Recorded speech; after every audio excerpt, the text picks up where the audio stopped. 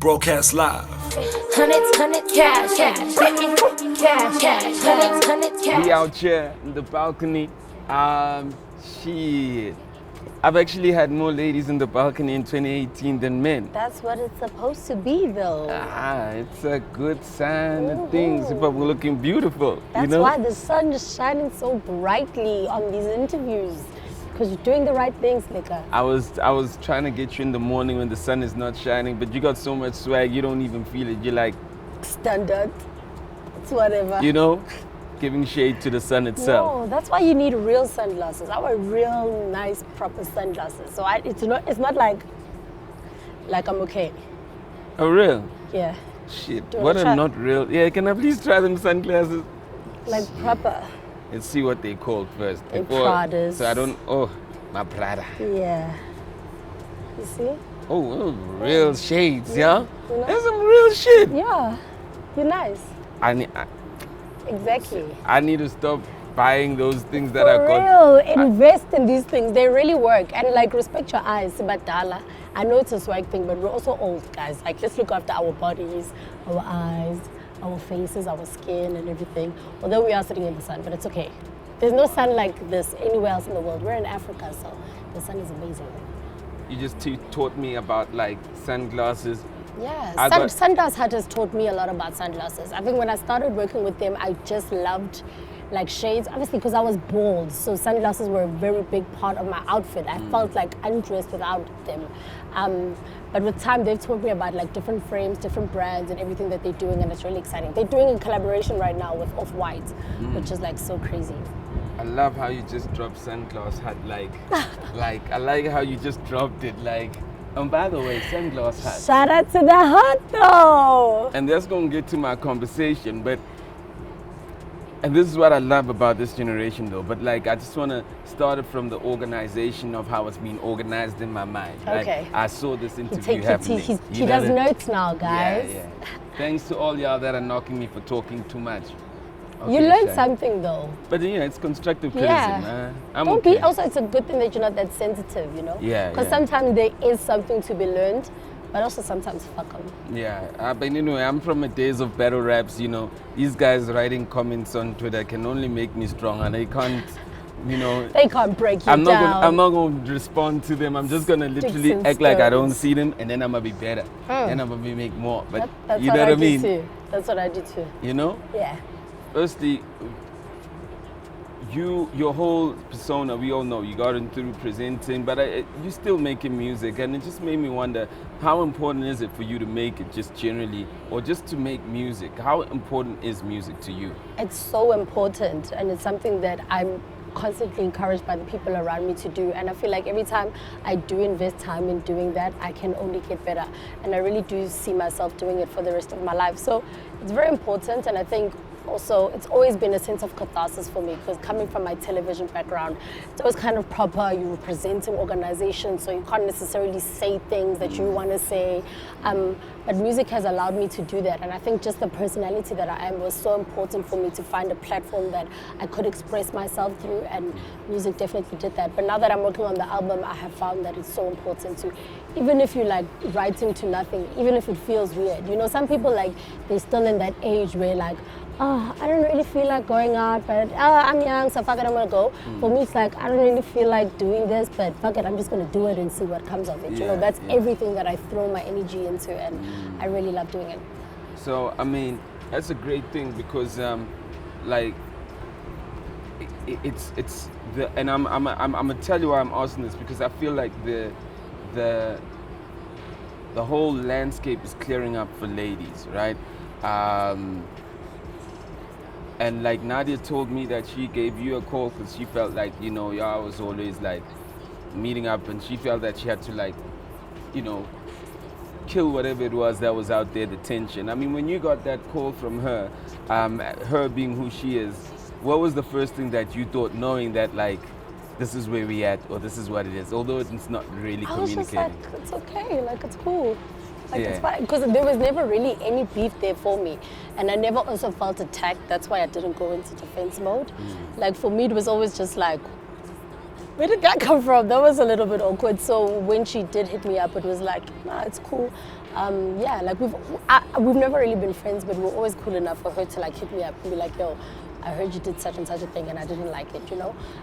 But for me, that's not really who I am. I always just feel like if you have a problem with me, it just means that you haven't taken a second to come and talk to me, because I'm really not that type of a person. And even at the time that it was happening, like I was just in another place. So it was like, yeah, exactly, like let's keep it moving. Yeah. That's beautiful, because in my perspective, my view, since I've been working in the music industry, or I've been around the music industry, and I stand to be corrected. I mean, we've got a lot of legends, you know, like ladies, like your Lebo Matosas, Tembi Siete, I mean, Tandiso Mazwai, you know. But I think who are literally making music for young people. But I think this is the first generation of female artists who are literally making music for young people, and are focused, and they are like the heads of the way forward from a female perspective. You know, how do you feel? Because like right now, that's really what's happening. You guys are like that first generation that's taking ownership. You are in the forefront. You know, there might be like, even if there's a guy, but it's still your vision. Yes. Do you know what I mean? While when we look at the history of a lot of our sisters that have come through, even though they were in the forefront and we loved them, there was always a bunch of guys they were going through. You know what I mean? Yeah. I think for me, that's why opening the record label and ownership is so important for me. And at the time, it seemed kind of crazy. A lot of people probably like you don't even have the experience to be doing what you're talking about. But I understood at the time that that's not what matters. It's about where we're going to, and it's about where we're about to be very, very soon. I think if you look at what we've done in the last 18 months, it's only going to be probably multiplied by 3 what's about to happen in the next 18 months, you know? And for a lot of us, we're independently doing it. Like Rouge is also independent, Shomatlozi is independent. So it's just really, really crazy to see females doing this thing. And we're actually kind of moving away from a time where it's not crazy anymore. It's kind of like, it's about time, you know? It's about time for it to happen. And I really love that in South Africa, we have young, really fierce females that are not afraid to like force themselves to be at a table. And also we're not being stuck on the negatives. I mean, I always stress the importance of like, yes, I know that as a female there's so many struggles that you go through, but if you work hard and you really do what you do, you can do well. And that's the time that we're living in. Like, it's the land of Mandela. Anything is possible, you know? So I always try to stress that like we really are doing it. I mean, if you look at people like Shekinah, if you look at people like Lady Zamar, yes, they're signed to record labels, but I mean, what they're doing with their pen and what they're doing on stages and how they're making people feel is really incredible. So it's a very exciting time to be alive. And for me, I feel like I've always known that this would happen. Hence, I wanted to set myself up the way that I did set myself up. I mean, and I shout out to the ladies doing it. You know, women have been running the pen for days. You know, even with Rilo was out there. The collaboration with Squatter made it what it is, but she was still dominated by men. Yeah. And for me, what really stands out about you guys, and that's why I mean, I'm just mentioning Nadia off the fact I was like, I was so happy that like you very key in the game. You know, she's key in the game. And I said, this power when it's not working together. And like now when I see it and I see you liking her pictures, and like, then I see the Miss Cosmos there, I see Rouge there, for me, it's like you guys just be coming together. Yeah. Even whether you're not, but just the fact that you're getting along is making the game for females to become recognized, you know, so you're like becoming a force. And what legacy do you guys want to leave? I mean, specifically you, considering where you are in this generation of pioneering this business woman, rapper, presenter, I'm on top of my shit. Yeah. I'm the head of it, you know? I think for me, it's always just about changing the game, whether it's male or female. It's about getting into the industry and making a difference and making a change. Yeah. And sometimes change is slow and sometimes change is difficult, but I really pride myself that when I get into a place, like I switch it up and I leave my mark. You can see that on maybe the television channels that I've worked on, even the people that I've worked with before. Like anybody who has encountered me or seen me always kind of feels like, okay, something just happened. You know, somebody was just here. Yeah. So I really, really pride myself in that. And I think with opening my record label and the work that we're doing there in the future, like what's happening now is really epic and it's great and I'm loving it, but I'm so excited for what's going to happen in the future because that's when we're really gonna see who was doing what, you know? Yeah. For real. I mean, and that's exactly why I'm saying right now, this is the beginning of something we all never seen. Yeah. You know what we live for in this industry, or just like me being, I live for seeing things I've never seen. Yeah. And I when think for me, it kind of, when it became a reality was when Rouge and I did Mbongo Zaga. That's when I knew that, okay, this female thing is a real thing and we can really do it, because we weren't necessarily friends at the time when we started working with each other, but I had just ended my relationship with Cash Time and nobody really knew, but that was like one of the first songs that I did after leaving, and I needed to like know, can I really do this thing? Am I really going to be able to stand up against the best and be able to do this thing? And for me, going to studio with an artist like Rouge was quite intimidating, you know, because she is Rouge, she's amazing, you know? And just the freedom that she gave me to express myself creatively, and then the message of the song and what it meant and how well the song went on to do, and just the quality of the music that we made really just made me realize that we actually don't need to be apologetic about our dreams and our ambitions, because people receive them well. Like people actually want to know. I think a lot of the time we're so focused on the negativity and what people, you know, people always, I was like, oh, isn't it irritating that you guys don't get the recognition that you deserve? And for me, it's just like, who doesn't respect us? Like, we're doing everything that everybody else is doing.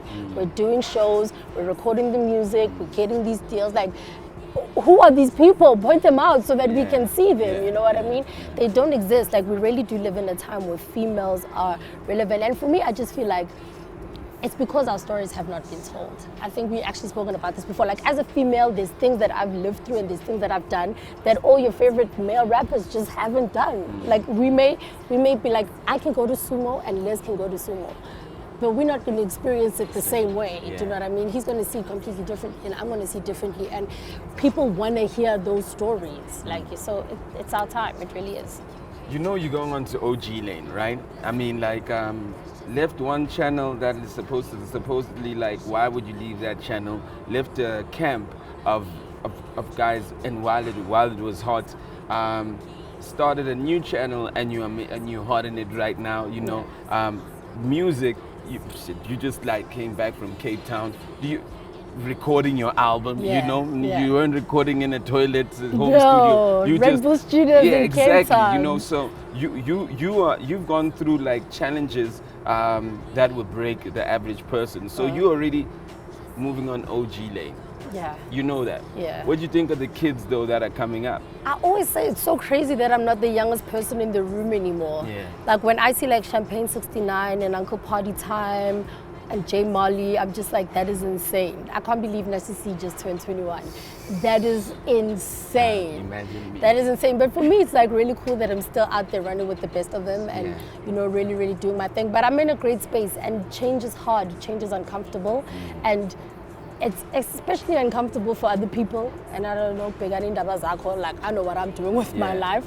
But a lot of people won't understand exactly what it is that you're trying to do, but all the moves at the end of the day always make sense. Like, leaving MTV definitely was difficult, but I was there for such a long time and I made such an impact. Like, if you said MTV and you say Moozlie, like, those things were one and the same. You knew that if you were going to a press conference, you were going to see me.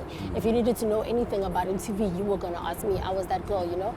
And I think when I became a musician, I really just wanted to be respected by MTV as an artist as well, and not only just as their presenter. You know, I felt like I had grown so much, I had proven myself, and I really am willing to take it all the way. So I needed to grow, and I think just going to Vuzu, which is now One Magic, and doing live television and like putting myself like into the threshold of South African entertainment like that, it was crazy for me, and it definitely did such incredible things for my brand. And just being under the Mnet letter is like really amazing. Like, we know we're in HD, baby. I mean, it don't get no better than us. We're in HD, so that was good. And obviously, like the whole Cash Time thing, I mean, we've heard that story before. Yeah, no, I'm not even. The reason I was just highlighting that you made big decisions that could have broken you, but you actually overcame those. And you are overcoming, and you actually like doing even better than when you were in that, but you're doing well here. Yeah. Do you know what I mean? I think it's also just you can't get comfortable. And I think that's what happens with a lot of people in the entertainment industry. They just get so comfortable. They just get so grateful that they have this like one little thing going on for them. Meanwhile, like that's not even the tip of the iceberg. Yeah. Like there's so many other things that you can do. But often you're gonna have to like crack out of a particular shell to do it. And sometimes that transition won't be comfortable, but it's always gonna do good things for you at the end. Fuck. Those girls are so fucking smart. It's unbelievable. Congratulations on Church, ma'am. What does that relationship entail? I think that relationship really came around because of the album and the name of my album. I'm calling my album Victory. That's why we've been using the hashtag Victory in the making. And JH Mom, a brand that we've kind of seen there. Mom? It's Mom, actually. Hey, you know. listen, you fucking with them right now. You It's better Mom. better move it right. Mom. It's Mom. It's Mom, JH Mom. Wow, so cute, like Yes, it's put it in JH the Mom. purity. And they're really just gonna help me. So all the brands that I'm working with, and it's so crazy that JH Mom came into my life at the time that they did, because my album is called Victory, and they're all about celebrating the key moments in your life. So they're just going to be helping me bring certain aspects of my album to life, and that's basically the challenge I'm giving to all the brands that I work with. Like, keep the free stuff. I need money to do stuff. You know what I mean? So they're going to be helping me shoot music videos. They're going to be helping me with travel as well. I'm going to be going to a couple of places, so they're going to be investing in that too. So they're basically just like plugging into the vision and plugging into the dream and seeing where exactly it is that they can help out. And so far it's been really great working with them and Roth Media. So yeah, I'm excited. Very soon it all will be revealed. I think the next big thing that we're going to be doing, that everybody's going to be involved in, is the Durban July. And yeah, that's going to be crazy. And you're also working with Adidas. Yeah, I've worked with Adidas for a while now, but for me, you know how I am about like my branding. I'm like, I'm a boss. So for me, the relationship in terms of campaigns and stuff, it's always been like campaign based, but otherwise they're family, they look after me, and I kind of represent them well as well. So yeah. How do you feel about AK's statement saying that like his deal with Reebok changed the game, and now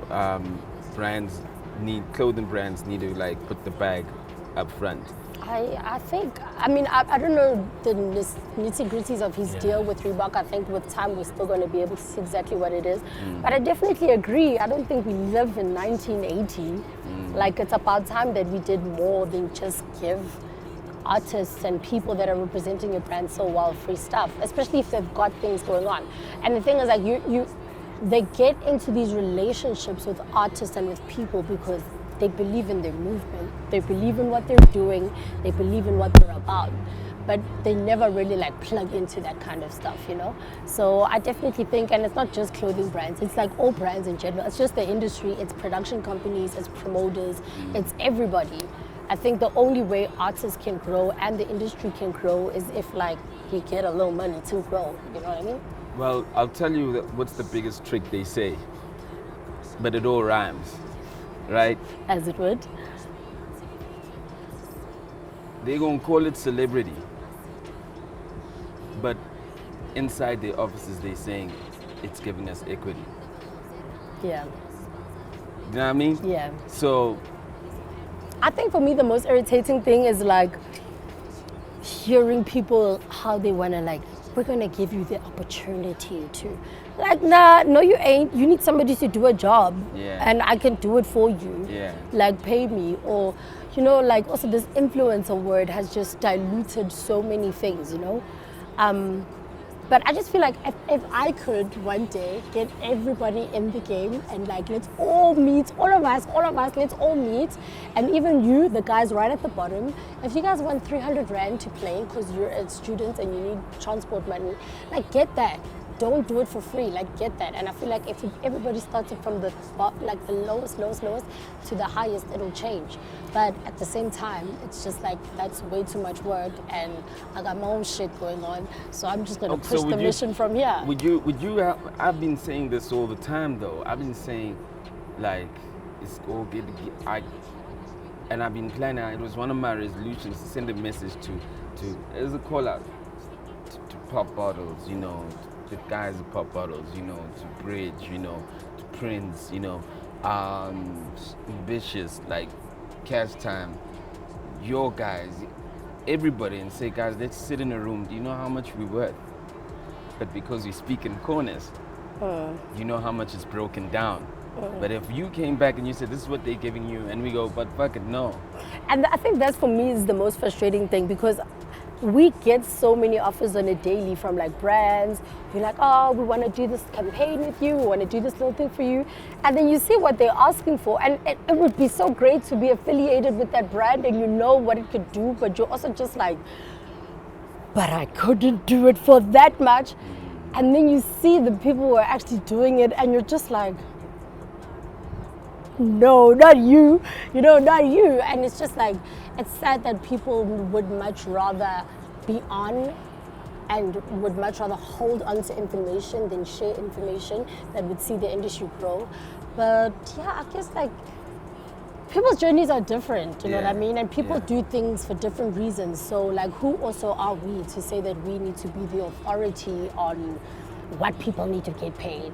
But at the same time, I think that's for me why it was so important to open the Moozlie Mapendo Music, so that one day I can say those type of things for my artists, and I can also just like walk into an office one day and say, "Mntanami uzosebenza la namhlanje," and that's it.